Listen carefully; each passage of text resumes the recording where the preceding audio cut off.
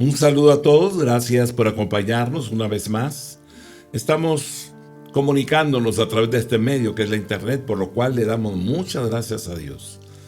Una de las grandes incógnitas era qué íbamos a hacer al no reunirnos, pero Dios proveyó, nos abrió el espacio en este medio con la finalidad de que sigamos comunicándonos, teniendo esa relación y llevando el mensaje hasta su hogar. Así que muchas gracias por abrir sus hogares y permitirnos, ¿verdad?, compartir con ustedes la palabra del Señor.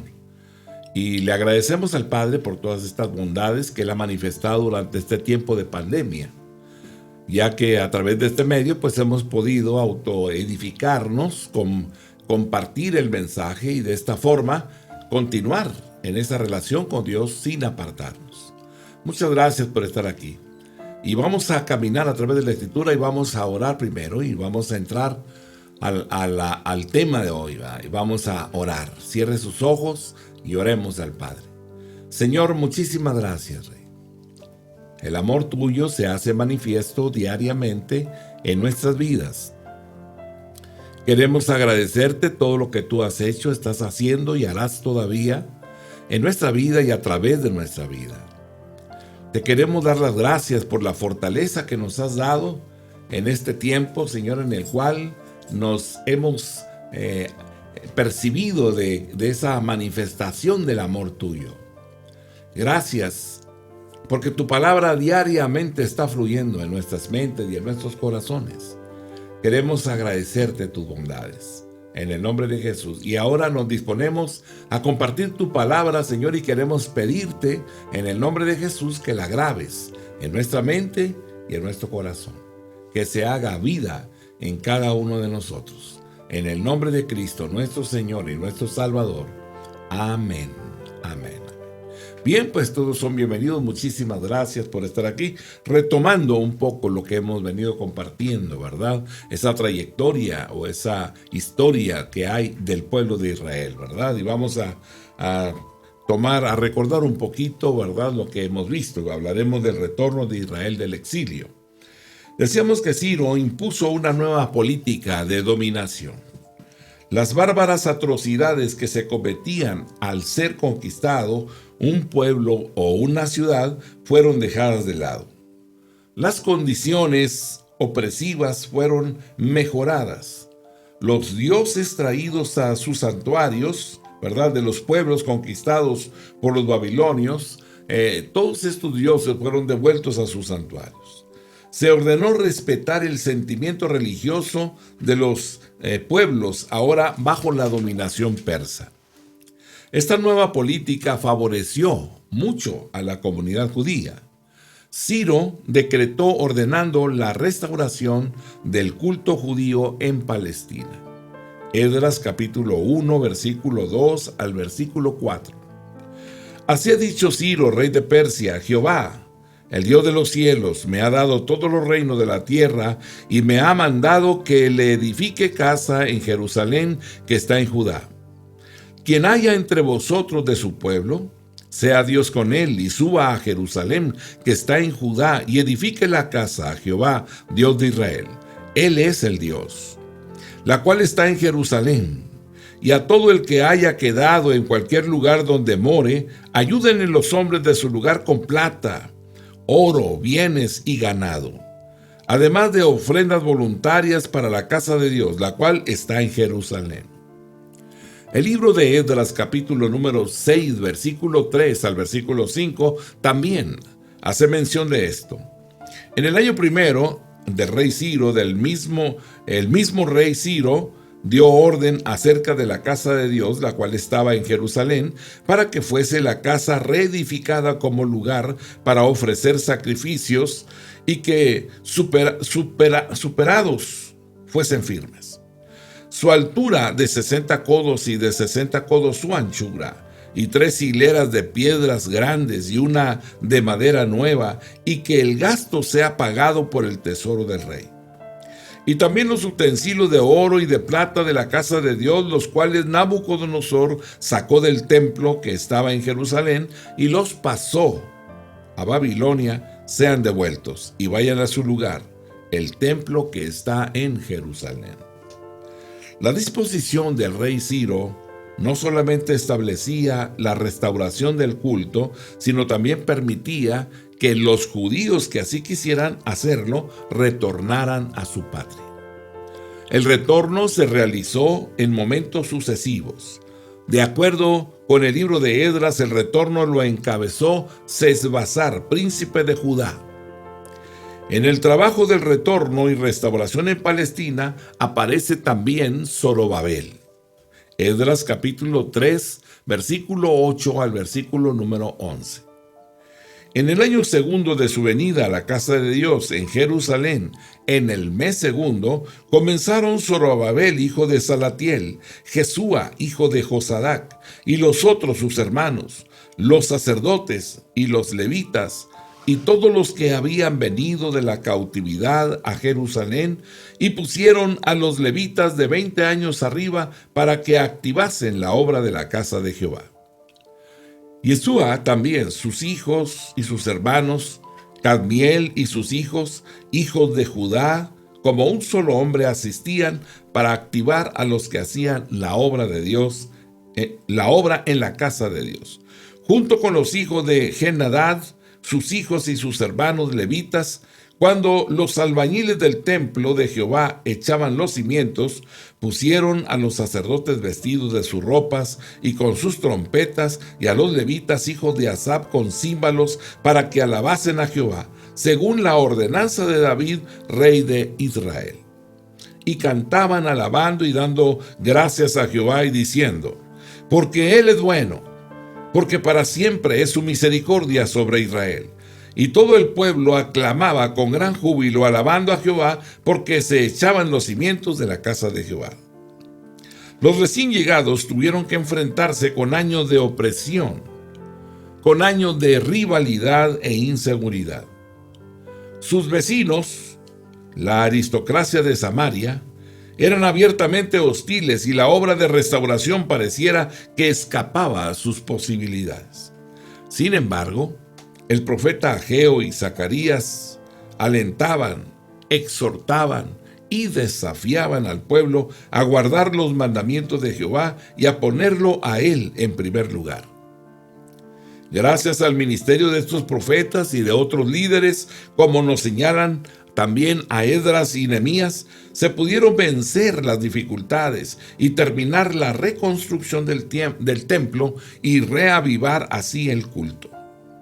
La comunidad posexílica paulatinamente fue mejorando su suerte, pero nunca más pudo recuperar la grandeza de los días de David y de Salomón. La dominación persa también llegó a su fin, y aparece la dominación griega, especialmente con Alejandro Magno. Alejandro Magno llegó a conquistar el inmenso imperio persa y también conquistó Palestina. Josefo, historiador judío, nos relata en sus antigüedades judías la conquista de Palestina. Dice que Jerusalén, encabezada por los sacerdotes, recibieron pacíficamente a las tropas de Alejandro Magno. Con la muerte de Alejandro, se desintegró su imperio en 3 reinos, quedando Palestina bajo los Ptolomeos. Estos habían convertido como capital de sus dominios a Alejandría. Al parecer, los Ptolomeos hicieron pocos cambios en la administración judía heredada de los persas. Los Eleusidas, otra fracción del imperio de Alejandro Magno que se había apoderado de Babilonia y Siria, codiciaban igualmente Palestina. Pero todo intento en este sentido había fracasado. Más bien vinieron restringiéndose paulatinamente sus dominios hasta la aparición de Antíoco III el Grande. Este vigoroso gobernante reafirmó el poder seleucida mediante una serie de campañas victoriosas. Como consecuencia de estas campañas, anexó también Palestina. Antíoco III y sus sucesores fomentaron la cultura griega. Esta llevaba consigo la adoración a Zeus, que provocó fuerte oposición entre los judíos. También se estableció en Jerusalén un gimnasio y fueron favorecidos todos los deportes griegos. Los jóvenes judíos abandonaron sus obligaciones para participar en estos deportes, pero se avergonzaban de la circuncisión, ya que los deportes griegos eran inseparables del culto a Hércules, como se señalaba en el segundo libro apócrifo de los Macabeos. Estos libros apócrifos son libros que no son contemplados o considerados para las doctrinas bíblicas, pero son históricos, tienen muchas referencias históricas de las cuales podemos tomar. Segunda de Macabeos, capítulo 4, versículo 18 al 20, dice: Cuando se celebraron en Tiro los juegos quinquenales en presencia del rey, el criminal Jasén envió como representante a algunos ciudadanos antioqueños de los habitantes de Jerusalén y les encargó 300 dracmas de plata destinados al sacrificio a Hércules. Estos representantes, al llegar, expresaron que no convenía emplear el dinero en este sacrificio y pidieron que se gastara en otras cosas. A la sola iniciativa de ellos, se debió que aquel dinero enviado para el sacrificio a Heracles se empleara en la construcción de barcos tirremos. El helenismo se extendía en Palestina y en Jerusalén, y se dividían las opiniones. Estaban los ultraconservadores, los conservadores y los que habían abrazado el helenismo. Antíoco Epífanes demostró poco cuidado de los derechos y sensibilidad religiosa de los judíos. En el año 169 a.C., a su vuelta de su invasión victoriosa sobre Egipto, expolió el templo de Jerusalén en convivencia con el sumo sacerdote helenista. Primera de Macabeos, capítulo 1, versículo 17 al 24. Entró en Egipto con un poderoso ejército con carros de guerra, elefantes, caballos y una gran armada. Atacó a Ptolomeo, rey de Egipto, que se retiró ante él y fue derrotado, muriendo muchos de los suyos. Se apoderaron de las ciudades fuertes de Egipto y recogió los despojos del país. El año 143, Antíoco volvió después de haber derrotado a Egipto y pasando por Israel, subió a Jerusalén con un poderoso ejército. Entró con insolencia en el santuario y se llevó el altar de oro, el candelabro de la luz con todos los accesorios, la mesa de los panes ofrecidos, los vasos, las copas, los incensarios de oro, la cortina, las coronas, y arrancó todo el decorado, las molduras de oro que cubrían la entrada del templo. Se adueñó también de la plata, del oro, objetos de valor, y de cuantos tesoros ocultos pudo encontrar. Tomándolo todo, partió para su patria, después de haber derramado mucha sangre y de hacer declaraciones insolentes. La ruptura final de Antíoco Epífanes IV con los judíos llegó pronto. Ante la constante resistencia a su política de helenización, fue enviado a Polonio con una gran fuerza y trató a Jerusalén como una ciudad enemiga. Primera de Macabeos, capítulo 1, versículo 29 al 35. Después de 2 años, el rey mandó a las ciudades de Judá al director de impuestos, que llegó a Jerusalén con un poderoso ejército. Este habló a la gente con palabras de paz para engañarlos, y cuando se hubo ganado su confianza, cayó de repente sobre la ciudad y descargó un terrible golpe, matando muchísima gente de Israel. Saquearon la ciudad, la incendiaron y destruyeron las casas y los muros que la rodeaban. Llevaron cautivas a las mujeres y a los niños y se apoderaron de los ganados. Construyeron de nuevo la ciudad de David con un muro alto y fuerte, protegido por torres poderosas, y pasó a ser la fortaleza de ellos. Pusieron ahí gente mala, gente renegada, renegados de la fe que se hicieron fuertes en ella. Almacenaron armas y alimentos y reunieron en ella todo lo que pudieron recoger en la ciudad, llegando a ser una constante amenaza. Cometió desmanes contra la población, pero los judíos no fueron amedrentados, sino que aumentaron su rebelión. Viendo Antíoco que la intransigencia judía estaba basada en la religión, promulgó un edicto prohibiendo la práctica del judaísmo en todas sus manifestaciones, y la desobediencia se castigaba con la muerte. Primera de Macabeos, capítulo 1, versículo 41 al 64. Antíoco hizo publicar en todo su reino un decreto. Todos los pueblos de su imperio debían abandonar sus costumbres particulares para formar un único pueblo. Todas las naciones paganas acataron el decreto del rey, y en Israel mismo muchos aceptaron este culto. Sacrificaron a los ídolos y ya no respetaron el sábado. El decreto que imponía costumbres extranjeras llegó a Jerusalén y a todo Judea. Según él, se suprimían las víctimas consumidas por el fuego, los sacrificios y otras ofrendas en el santuario. Se debía tener por días ordinarios no solo los sábados, sino también las fiestas sagradas.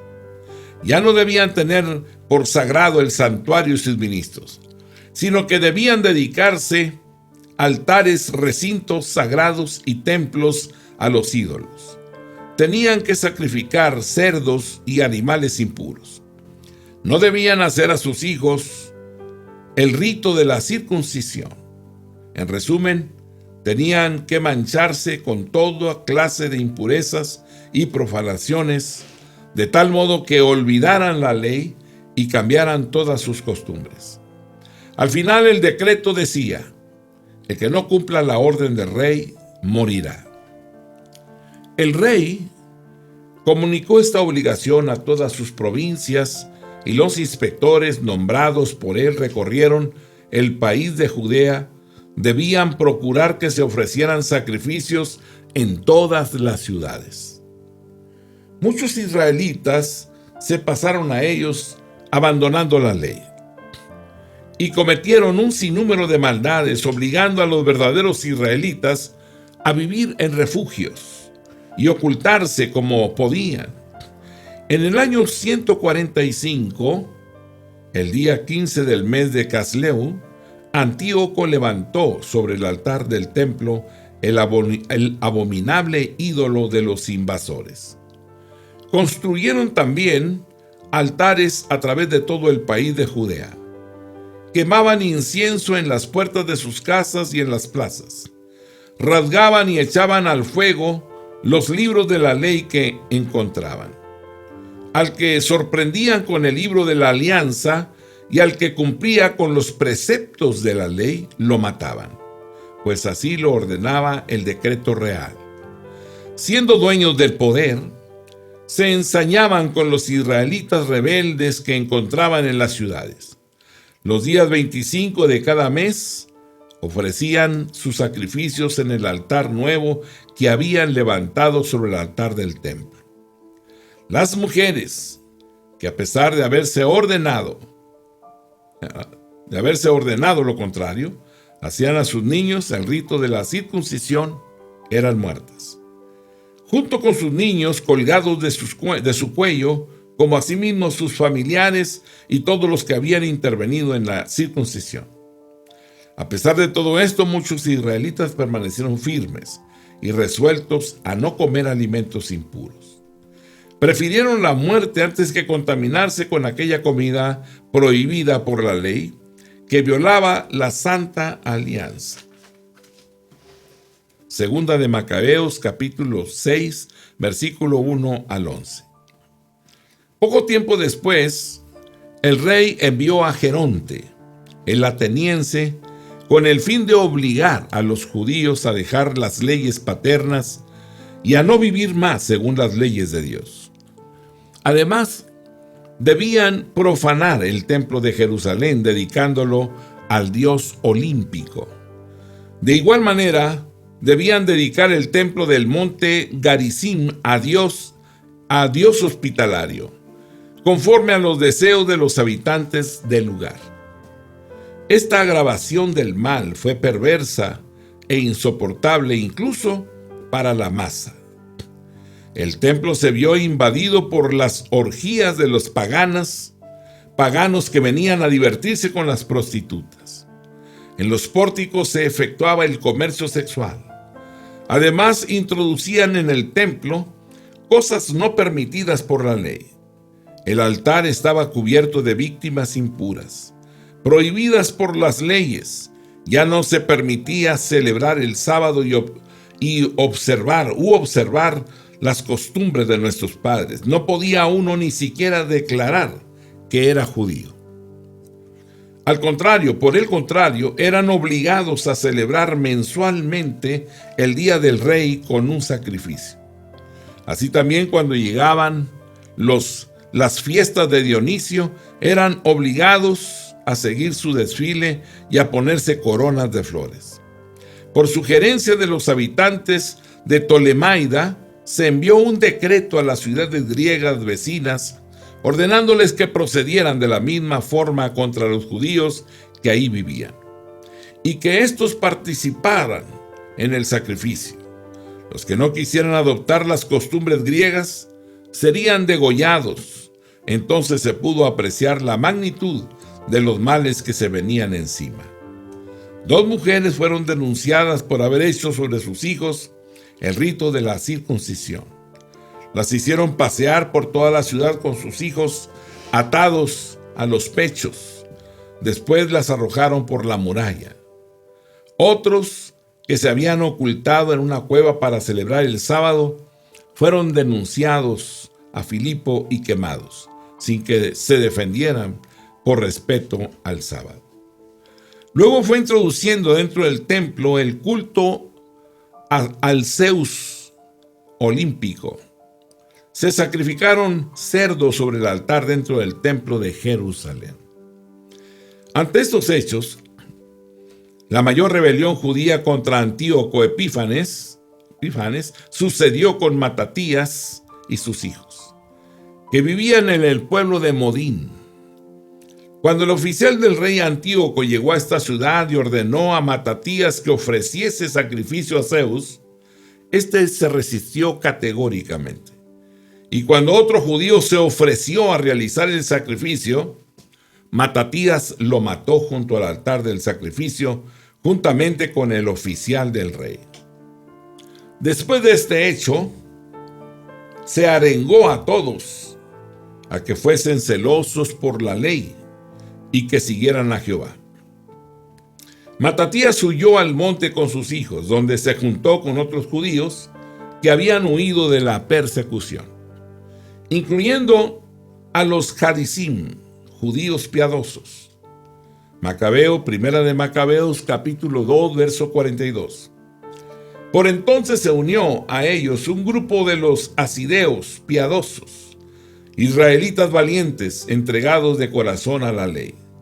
Se les unieron también todos aquellos que huían de la opresión, y con esto se fueron fortaleciendo. Lograron formar un ejército y comenzaron a hacer justicia de los pecadores y renegados. Estos tuvieron que huir a países extranjeros para salvarse. Matatías y su grupo se lanzaron a una guerra de guerrillas contra los seleúcidas y contra los judíos que los apoyaban. Matatías el anciano murió y le sucedió su hijo Judas Macabeo, hombre de gran valor que convirtió la resistencia judía en una lucha de gran escala por la independencia, teniendo victorias decisivas sobre las fuerzas de Antíoco. Judas Macabeo entró triunfalmente en Jerusalén y purificó el templo. Primera de Macabeos, capítulo 4, versículo 36 al 59. Judas y sus hermanos se dijeron entonces: nuestros enemigos están derrotados. Subamos pues y purifiquemos el lugar santo para consagrarlo de nuevo. Juntando todo el ejército subieron al monte de Sión. Ahí encontraron el santuario abandonado, profanado el altar, quemadas las puertas, la hierba crecida en los patios como en un bosque o en un monte, y las habitaciones destruidas. Rasgaron sus vestiduras y lloraron amargamente, y se echaron ceniza sobre su cabeza. Se postraron rostro en tierra, tocaron las trompetas y lanzaron gritos al cielo. Judas escogió hombres que combatieran a los de la fortaleza mientras él purificaba el templo. Escogió sacerdotes irreprensibles, muy celosos por la ley, para que purificaran el templo y llevaran las piedras del abominable altar de los paganos a un lugar inmundo. Celebraron consejo para decidir qué harían del altar de los holocaustos que había sido profanado. Tuvieron la buena idea de destruirlo, pero no para no quedar avergonzados por él, por cuanto los paganos lo habían profanado. Y tuvieron la buena idea de destruirlo para no quedar avergonzados por él.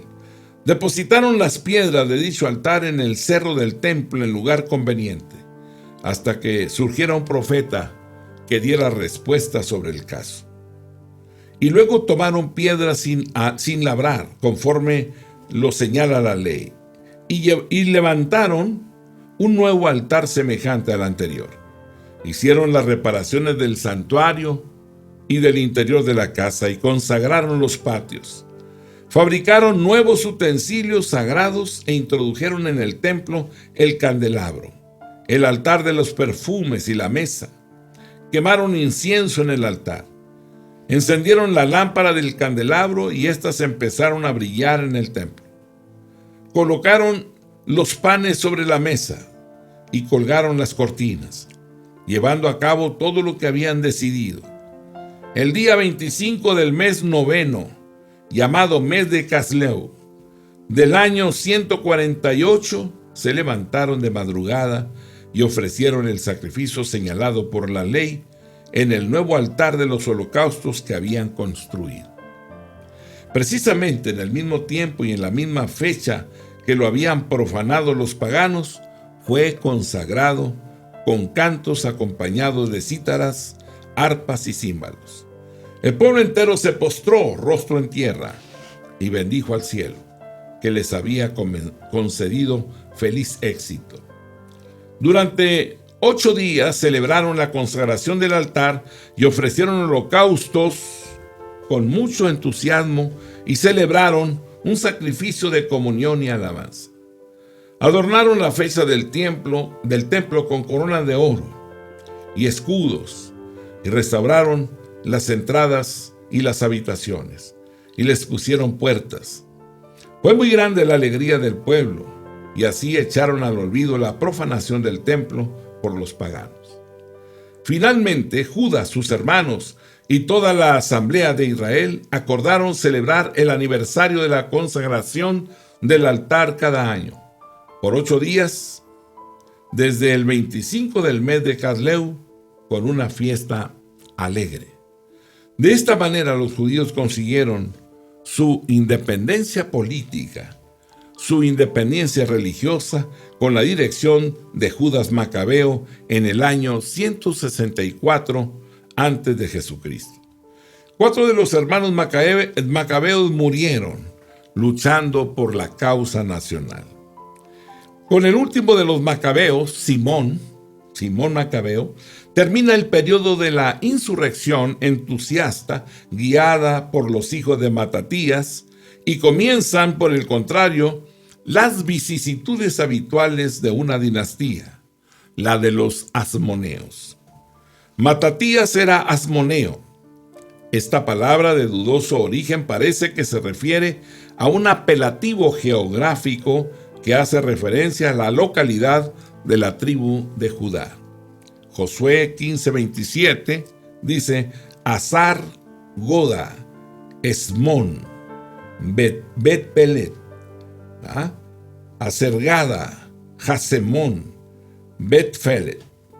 Así que macabeos y asmoneos se refieren a la descendencia de Matatías. Los asmoneos no son ya los macabeos de la vida errante y heroica por Jehová, sino que luchan por el poder de los descendientes de Matatías. Comienzan una serie de insurrecciones, luchas y hostilidades de los partidos o sectas del judaísmo. Mientras en Judea reinaba el desentendimiento político, se acercaba a ella el poder de una nación que aspiraba a la dominación de todos los pueblos de la cuenca del Mediterráneo. Esta nación que se aproximaba era Roma y se acercaba con su famoso general Pompeyo. Primeramente, quiso mediar en la política interna de los judíos, pero al no llegar a acuerdos, arremetió contra Jerusalén, produciéndose una gran masacre. Pero no tanto por los romanos, sino por los mismos judíos que se unieron a los romanos y que se aprovecharon de esta coyuntura para atacar a sus enemigos y contrincantes judíos. Esta conquista de Jerusalén sucedió en el año 63 antes de Jesucristo. Pompeyo entró en el lugar santísimo del templo, no tanto para profanarlo, sino tal vez movido por la curiosidad. Sin embargo, los judíos se afligieron por este hecho con error. Pompeyo entró en el lugar santísimo creyendo encontrar ahí algo insólito, pero no encontró nada de eso, sino solamente, según su propia expresión, un trono desocupado y el interior vacío. Luego fueron conducidos a Roma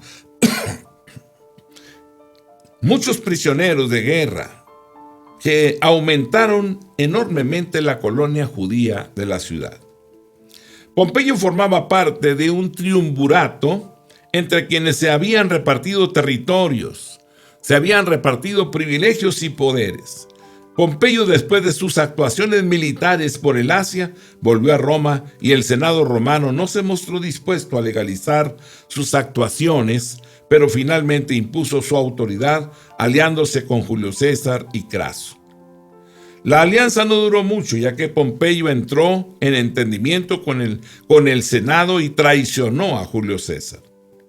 Se produjo una guerra civil donde Pompeyo es deportado a Farsalia por las tropas de Julio César, quedando como dueño de la situación política en Roma en el año 48 a.C. Después de un largo gobierno, Julio César fue asesinado en el Senado romano.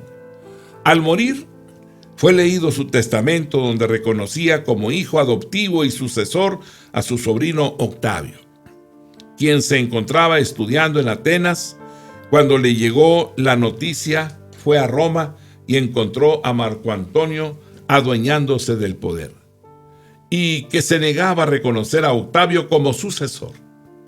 Estaba a punto de producirse otra guerra civil cuando se logra un acuerdo político, dando lugar al surgimiento de otro triunvirato formado por Octavio, Marco Antonio y Lépido. Octavio, con el título de Augusto César, gobierna el Imperio Romano, pero dividiéndose territorios y poder con Marco Antonio, que gobierna los dominios orientales del imperio. Finalmente se desencadena otra guerra civil entre Octavio y Marco Antonio, en donde se imponen las fuerzas de Octavio, quedando como único dueño de la situación política en todo el imperio. Durante el gobierno de Octavio, con el título de Augusto César, nace Jesucristo en Belén de Judea. Siendo rey de Judea, con el consentimiento romano, el sanguinario y despótico Herodes, llamado el Grande. Herodes, aunque no era amado por los judíos, pues no era asmoneo, se casó con una asmonea, y no contradijo el sentimiento religioso de sus súbditos. Antes bien quiso granjearse el favor de ellos, reconstruyendo completamente el templo de Jerusalén. Por este hecho fue un ardid político interno. No fue una manifestación de amor o lealtad a Jehová, porque al mismo tiempo que reconstruía el templo de Jerusalén, reconstruía otros templos en honor del culto al emperador romano. Herodes había conseguido la gracia de Marco Antonio, como también de Octavio, y este último le había confirmado en el poder con la promesa de absoluta fidelidad para el nuevo vencedor. El gobierno de Herodes en Judea estuvo marcado por muchos crímenes, pues desconfiaba hasta de su sombra. Llevó a la muerte a su esposa, Mariane, y a todos sus hijos educados en Roma, cerca del emperador, y a 2 de sus hijos educados en Roma, cerca del emperador, y a muchísimos otros. A su muerte, sus territorios quedan divididos entre sus descendientes y parte pasa a control directo de Roma. Jesucristo realiza su ministerio durante el gobierno de los sucesores de Herodes, que fueron sus hijos, Arquelao, luego con Felipe y con Herodes Antipa.